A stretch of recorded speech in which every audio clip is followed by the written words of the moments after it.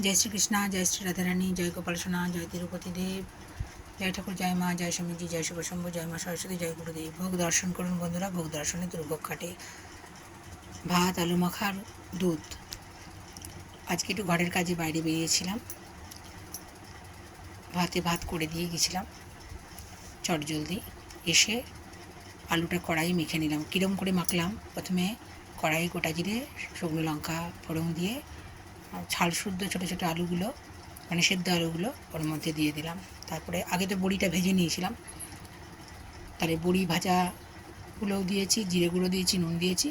খুব গরম তো গোল করে ঠিক পাকাতে পারলাম না, মোটামুটি হাতে করে তুলে নিয়ে দিয়েছি। গোবিন্দের যখন যা ইচ্ছা হয় কুড়িয়ে নেয়। আর দুধটা গরম করে নিলাম। আসার পথে 1 প্যাকেট দুধ নিয়ে এসেছিলাম। ভালোবাসা দিলে সব কিছুই নিজের মতো করে করা যায়, এখানে কোনো কৃত্রিমতা নেই, সব কিছুই কিন্তু স্বাভাবিক, যেটা সেটাই গোবিন্দ গ্রহণ করে, যেদিন যেরকম ইচ্ছে হয় করিয়ে নেয়। হরি সুন্দর নন্দ মুকুন্দা, হরি নারায়ণ হরি ওম। ভালো থাকবেন, শুভ দুপুর।